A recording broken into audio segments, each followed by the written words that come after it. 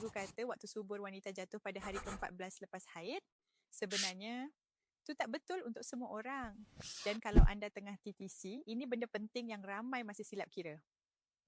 Mitos hari ke-14, ramai orang kira waktu subur adalah hari ke-14 dari hari pertama haid.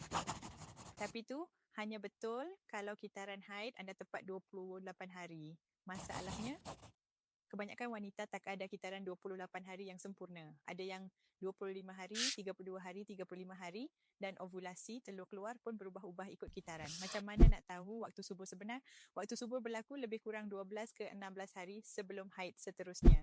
So kiraan yang betul ialah hari ovulasi adalah kitaran haid tolak 14. Contoh, kalau kitaran anda 30 hari, ovulasi sekitar hari ke-16, kitaran 32 hari, ovulasi sekitar hari ke-18. Atau guna tanda fizikal, cecair cervix, putih telur, licin, jernih dan elastik. Suhu badan naik sikit, BBT tracking. Sakit perut sebelah, Mittelschmerz.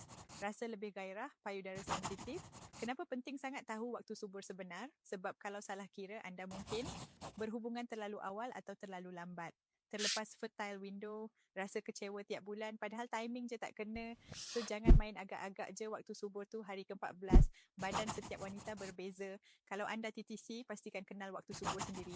Komen saya tengah kira kalau anda nak saya ajar kira waktu subur ikut kitaran sendiri. Dan jangan lupa follow untuk tips TTC yang real dan tepat. Nak saya bantu kira waktu subur anda? Boleh drop kitaran NLMP. Saya bantu buat kalender ovulasi anda kalau sempat.